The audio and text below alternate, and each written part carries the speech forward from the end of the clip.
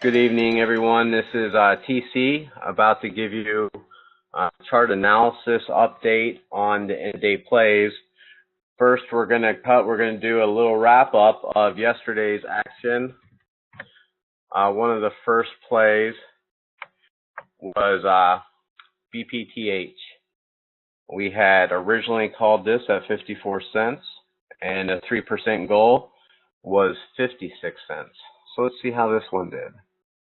Okay, it's kind of hard to see on the daily candle. We can definitely see that it's down, looking for support at the 5-day moving average. That's the green line right there. You see it popping up at the bottom of the wick. Let me switch to a 5-minute chart so we can see what the high is for today. Looks like we only have 55 cents, and then we had a dip. Looks like for the rest of the day, 53 was a resistance. So for that one,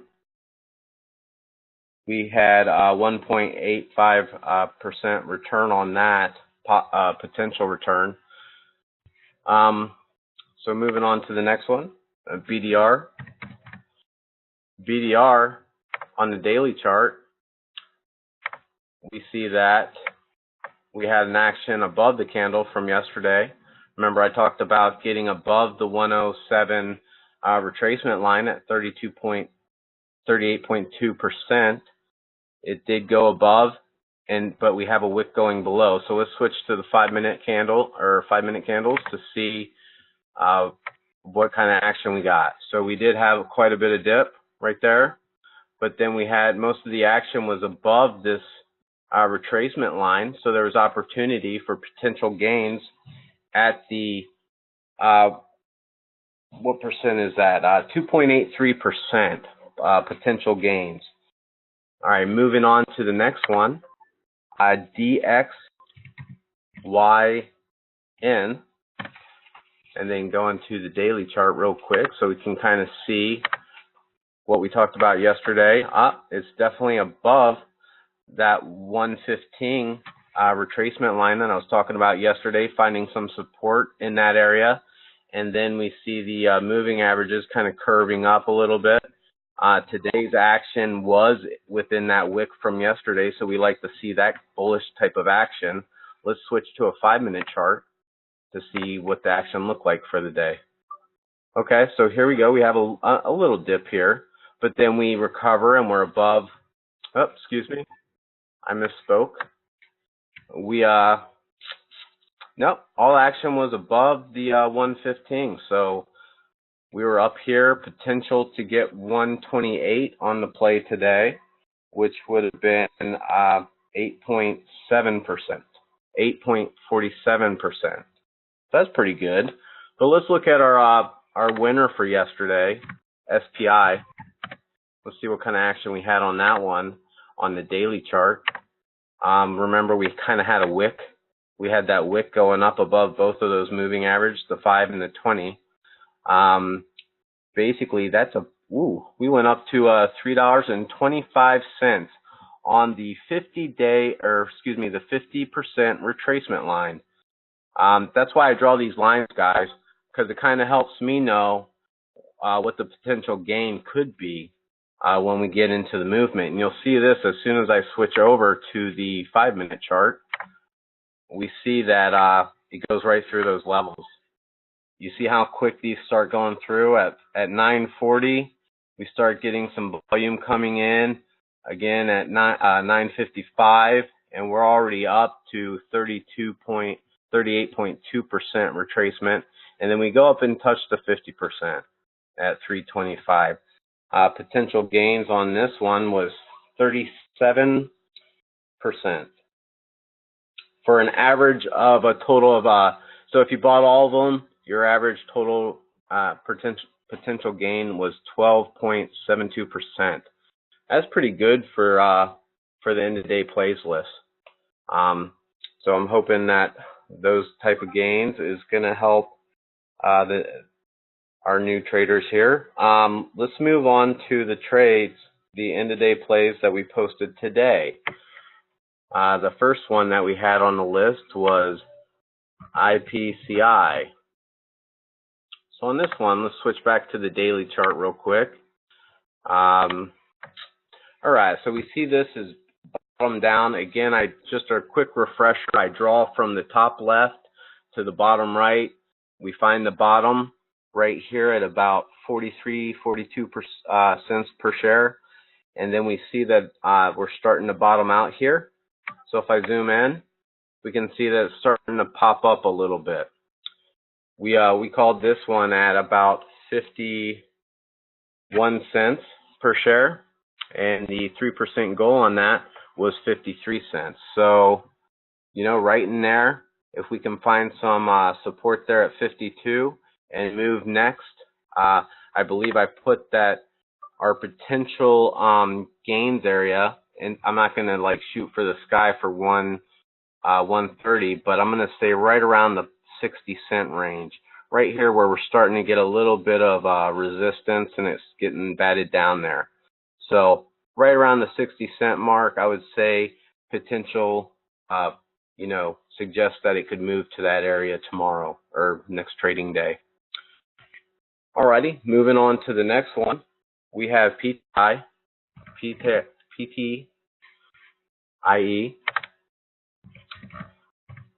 This one on the daily.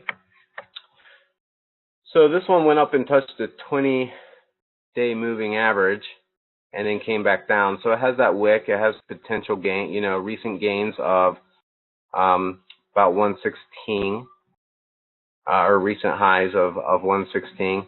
And if we were to, you know, instead of saying 150, I'd say we'd be around 125 would be more conservative for potential gains. Across and seeing where they kind of get batted down, and there's like some continuity there. So it's coming up and then it's coming down. So at the bottom, we're comfortable saying this is at the bottom here and that it has the potential to go up to 125. The 3%, however, is at 115 on this one. Okay, so moving on to the next one, HZN. Okay, on Horizon Global, we're seeing that this one kind of bottomed out, had a huge candle there, all the way down to here. Again, I drew it where I felt comfortable of where the resistance, or used to be support line, now resistance, and then boom, all the way down. So now we bottomed out at 161, and here we are. I believe we alerted this one at 212, 210. So the 3% goal is going to be 216. For this one, I went ahead and on the chart, what did I say on the chart? I'm trying to remember. But on this one, you can see that $2.58 is a valid. There's a valid argument there that it could potentially meet that on the next trading day. And I think, in fact, I did say that. Yep, 258. So daily chart suggests short-term move to $2.58. So that's the first retracement level. That's where some resistance is going to be. If we go through that, however, boom, you know, blue skies, we could see higher depending on volume and stuff. All right, so let's move on to the last one, which is Jones Energy. Okay, so we had a big gap up, even a bigger move up to $11, and then we've since declined and landed at about $2. So we bottomed out at about $2. This hit the scanner. We're comfortable to say that tomorrow. Well, first off, we covered this at what price? Real quick. $2.33. The 3% goal would be $2.40. Okay. So we feel comfortable saying this daily chart suggests a move to the $2.46. $2.46 would be fair. If it does break through that, because that's the 20-day moving average too, it could go up to 280. And that's just the way I do chart analysis, guys. So again, those are our end-of-day plays that that's all I have, Doc. Pending any other questions or highlights. Hey, thanks a lot, TC. Do you want to open it up for a couple questions? You walked through that pretty quickly, and I believe a couple of our mods are on, a couple of our hosts are on, Viper's on, and he was in chat talking about a couple of your picks to validate your chart. So if you're on, Viper, I'm going to unmute everybody, and we can take a couple comments.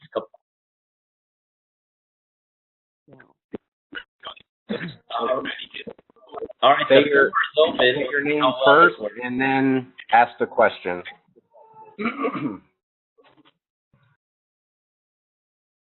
Say that again, TC.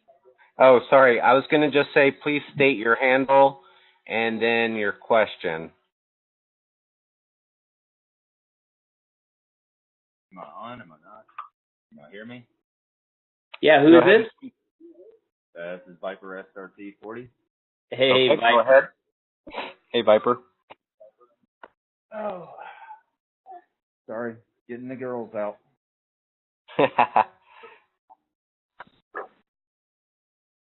So I don't have a question. It's just wondering if anybody else has a question. What? I'm not talking else. There you go. ATC. Yes.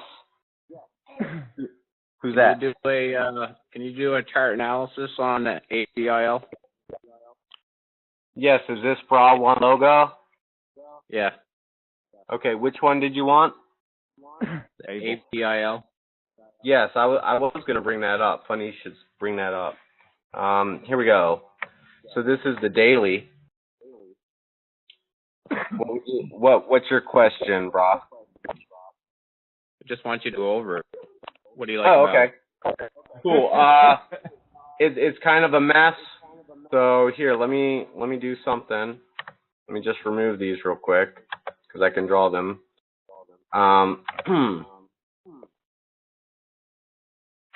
All right. So back come down and set on resistance of 450. 450. Yeah. If you look at your spike that you're sitting close to around the $4.50, $5 mark, it actually bottomed out on and at the after hours. So that might mean that it might curl up and go back for a second run on the next market open. Good point. Able's usually a 2-day runner, and then it falls off and consolidates. Okay. Let's look at this. I lost my shirt on Able about a year ago. Lost about 10 grand on a spike like that. Wow. All right. So real quick on the 5-minute chart, I will tell you this. I'm not sure how you guys are looking this on the daily. If you're gonna chase or get into a runner like this, you definitely want to look and see where you're gonna start getting those red candles and where it's gonna start going down. And if it doesn't go up and hit, go ahead. Where those spikes were at the very top around 814, that's actually where the float rotated. That was about 26 million shares were traded at that point, and then as you can tell, it started to come down as the rest of the day went on.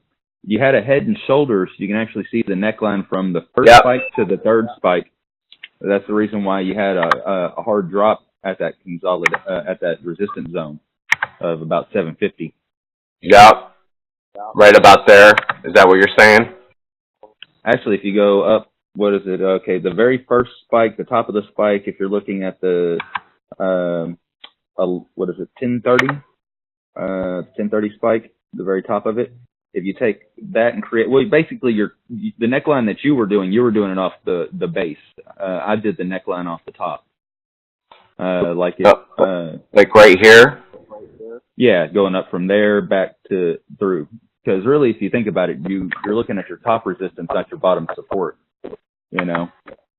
Oh, I see what you're saying. So if you kind of do like a neckline here. Right there's your stop right there. You can tell it didn't want to go above that. Yeah, also, I'd like to point out real quick with my retracement line, it went up and hit 814. Then it normally they'll go to about 38.2%. Boom, get support and then bust through again. But of course, it didn't go up to 814. It only went to 750. So then here it just dropped down through this. Right, and that's because of the head and shoulders that nobody saw coming. Yeah. We were seeing an ascending triangle coming up. That's what we were thinking as you look at it forming. That's what I thought the original breakout was ascending as triangle. as it was coming up to here.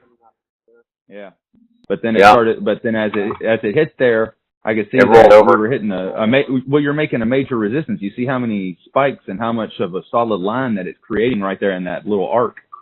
You know, that's hard resistance right there. And if it's not going to get up to 814 and it's going to push back down, you know, then a lot of short sellers were coming in and trying to get that price back down, and a lot of profit takers were trying to run away from getting burned.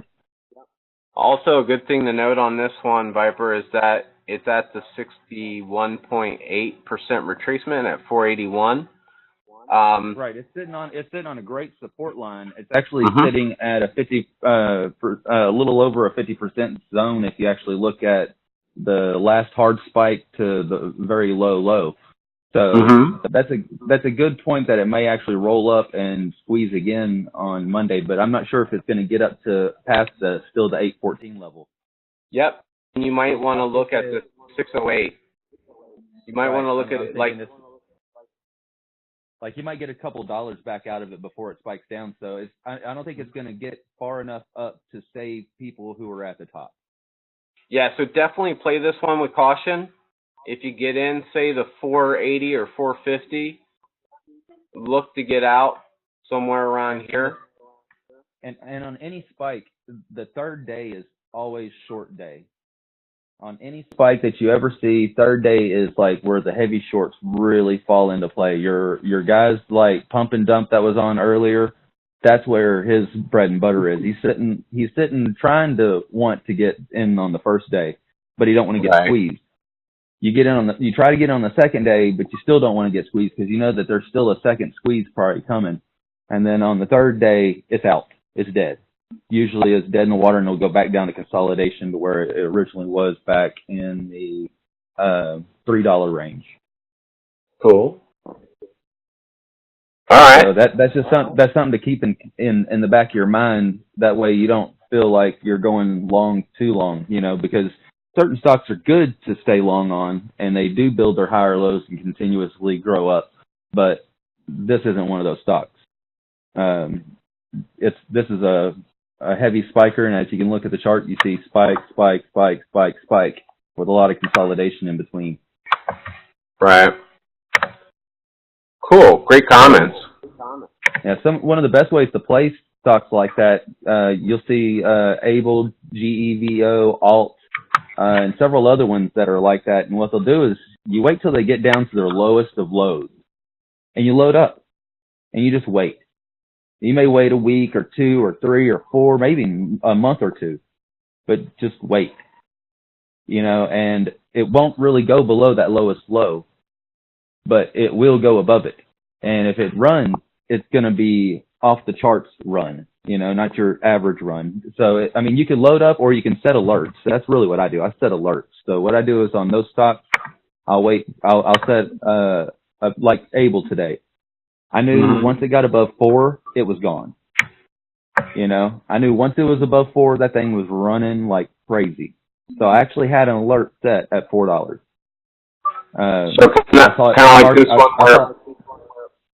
Yeah, like right there, I would set basically my right above that last red candle. I'd probably set an alert that way. Anytime it got above it, then I know. Or the last resistance zone, which would have been at what is it, like 225 or something like that. I think that's about where I see it. But basically, at the spike of that little green candle, I probably would have had an alert ready to go, because anything above that, because like right now, that's forming a cup and handle.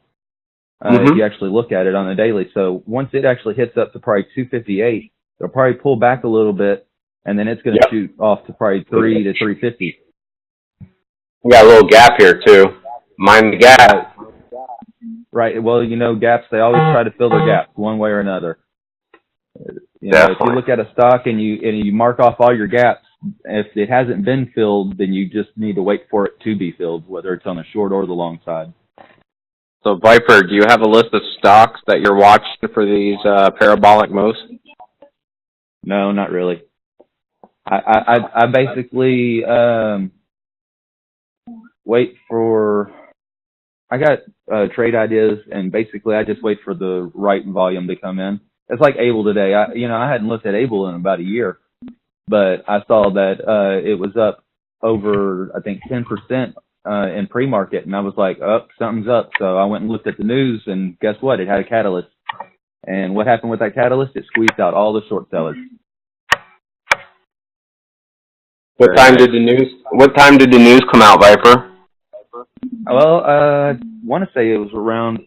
See, on Thinkorswim, they really have a pretty good news setup. So once I saw the actual, I want to say it was about 8:30. I'm not exactly sure. I'm trying to look. Okay. Yeah, I alerted at to turn on. I alerted at 9:10, so I think it was somewhere around. I may have been a little late on the news, but Let's see. Okay. Let me look. Or 9:01, I think is what I alerted it.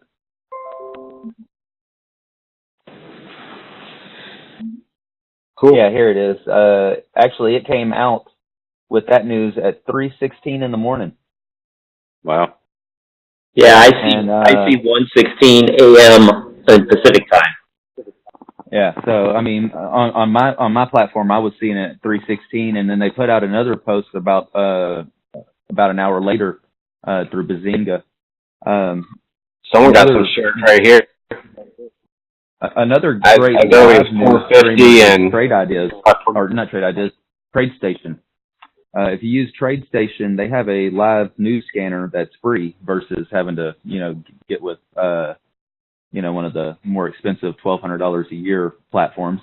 But it'll actually stream your news live with either SEC filings or whatever comes out, so I mean that might be something you want to let your group know. That way they can be on top of the news that comes out. For everyone that's listening, what's that called again? TradeStation. TradeStation. Okay, thank you. Yeah, you can trade from it just like Thinkorswim or any other platform. It's pretty robust. You've got a lot of stuff you can add into it. I used it for a little while, but I personally like Thinkorswim better because I like the scanners. I can set whatever criteria I want for my scanner. I actually like it better than Trade Ideas. Less data. Right. Sometimes simplicity is best. Less is more. Right. All right. What other questions do we have out there? What's something that you might be struggling with or you're having success with?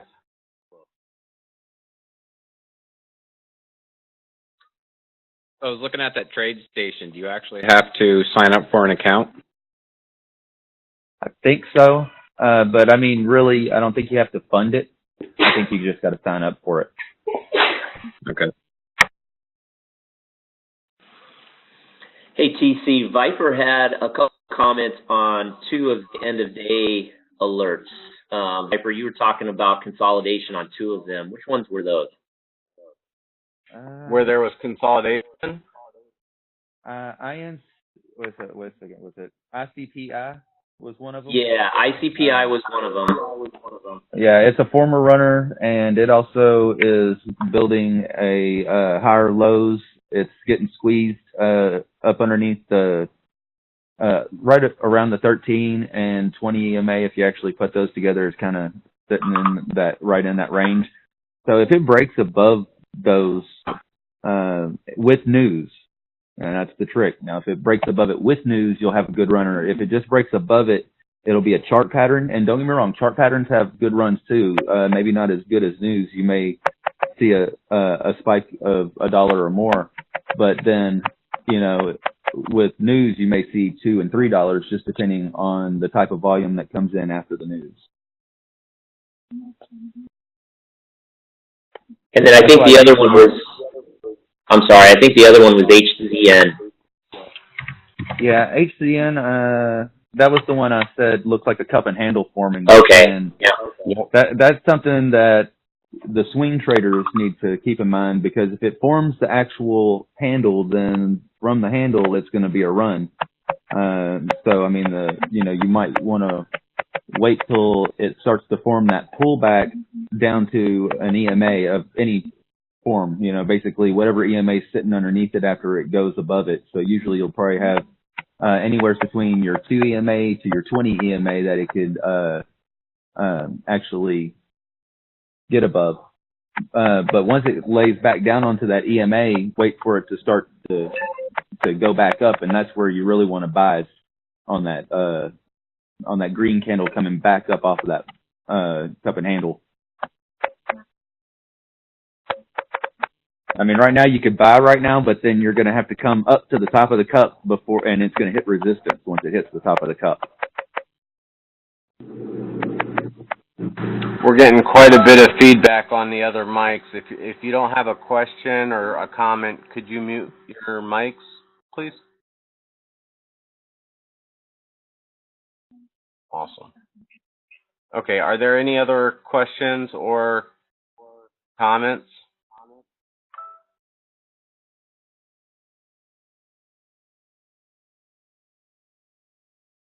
Doc, any ideas, anything you want to review? No, we just did. I appreciate your work, TC. I don't know if anybody noticed, but TIS flew after hours. I did see that, actually. It took off. But there was a catalyst for that. There was news on that. Right. Oh, man, and you know what? I really wish I would have jumped on it, because now I'm looking at it. It's sitting at 215, and last time I looked at it, it was at 114. It went up another 100%. Wow. So yeah. And that was all after hours. I'm pretty sure that's going to be you'll get probably a spike at open, but right after that initial spike, it's probably going to be a quick short after that. So who's that speaking now? Viper. Okay, that's still you. Okay. So I drew my retracements real quick from previous highs, like our little hump here, to the low. Boom. And it's at one of the retracement levels. See that? At 206. Right. Kind of helps out with where you can possibly see areas of support and resistance in future trading. So I don't know if that's helpful, but for me, hey, that's a really good pattern right there. If you actually look at it, that to me, I call that like a little check mark V, and I see it a lot. What it does is you have that hard spike up, hard drop down, and then a continuous gradual climb back to that high. Now, when it usually gets to that high, if the market was actually open right now, that would actually fly above that high. Typically. It would actually leave it in the dust. So if this was a normal day where we're sitting at $2, we'd probably be sitting at like $6, $7 right now if this was open market. Wonder what the catalyst was. That's a good question.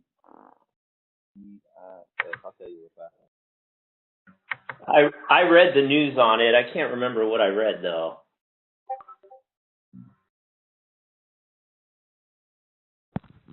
Let's see. It's amending its credit. Yep. So basically, it's getting rid of its debt. Gotcha.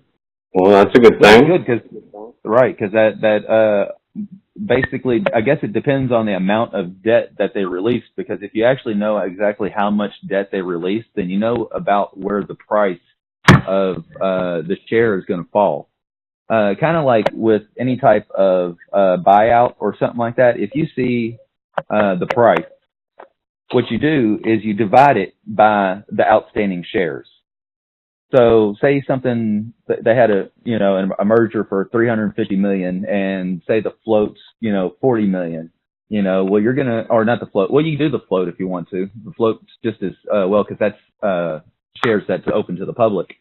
But if you take the outstanding shares and you divide it, then you'll kind of get an idea of where that share price should be based on that merger. An example of that is like YECO. Whenever they bought that Sapphire, They bought the Sapphire for $50 million. The shares at the time were at $2, but the outstanding shares were, I think, like 2.5 million or something like that. So when you divided that, it actually put the price almost directly where it stopped at, which was $17. So that's a good way to kind of give. That's a good way to give yourself, whenever you see news like that and you actually see a dollar amount, to give yourself a price target. Did you guys notice ears after hours as well? Yeah, I did. Yeah, hit 91. Yep. Ears, RGSE. What was another one? The CEO actually bought 27.1 stake. So they just filed a 13 was still running after hours. There was a lot of good movers after hours. Yeah. Able's still moving right now. At least based on my VWAP scanner, it's still showing that it's cracking down from its VWAP. It went down 1%. Went from 491 to 481. Mine's delayed by 20 minutes, so I don't have the direct timing, but the bid's sitting at 481 now. Yeah, well, it's after hours, so I wouldn't expect that it would move much. Mm-hmm. It's still getting some sales in there right before market close. It's actually closed now. It should close here in about I think about 10 more minutes. No, it's closed now, 8:20. Yep, 8:20 Eastern. All right, so does this end of day wrap up help?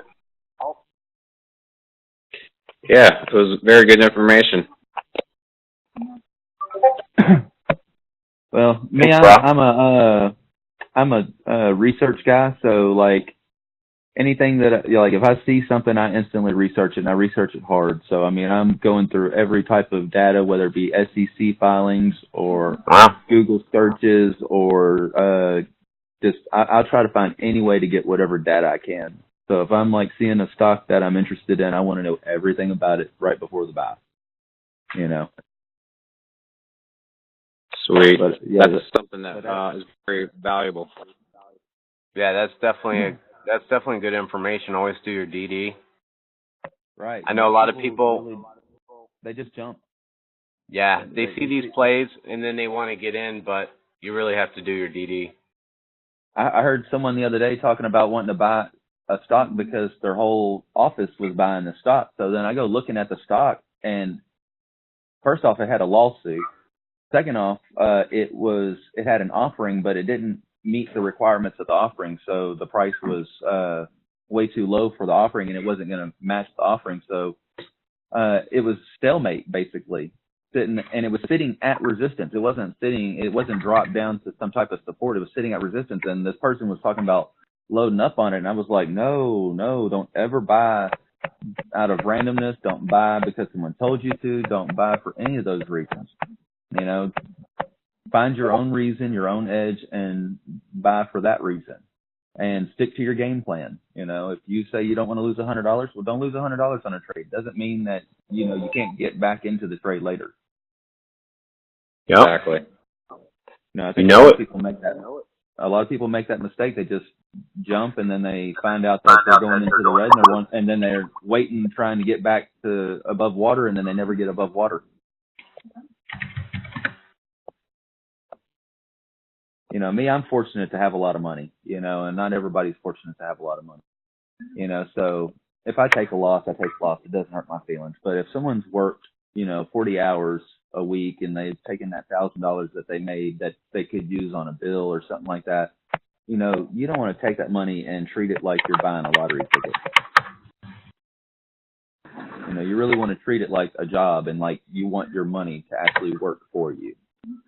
So that's why I try to push people to paper trade as much as possible, because really I'd rather you learn to be consistent and successful versus rich. Because if you look at some of the richest people on earth, they didn't get rich overnight. They got rich through time and through perseverance and through all kinds of work that they had to do. And stock trading is no different, because our work actually comes in mitigating our losses and also keeping control of our emotions. So just thought I'd throw that in there for anybody. Great points.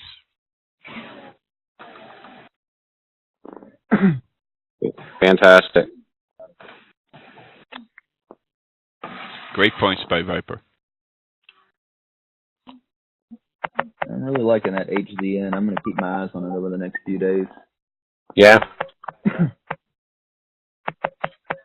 Yeah, so That's all last week. This is the first time I bought a stock in 2 weeks, an actual stock. I got into Able earlier. I made 4,000 earlier in the day, and then went to attack the later leg, and actually I got caught up in that drop. I didn't lose any on that drop, but I lost a little bit before that drop. So I went from 4,000 down to 3,000. So I lost about $800, somewhere in there, I think, off of my gains. So, a Don't give them. there is that don't go back in unless you know for sure, that it's a guarantee. Yeah. That's part of that over trading. Exactly. All right. Well, that's all I have for tonight, guys. I appreciate everyone participating and being here for this. It's recorded, so our members can take advantage of not being here and watch it at their leisure. Hey guys, thanks a lot for being here. Viper, thanks for the input as well. You guys have a great Thanksgiving. We appreciate you guys.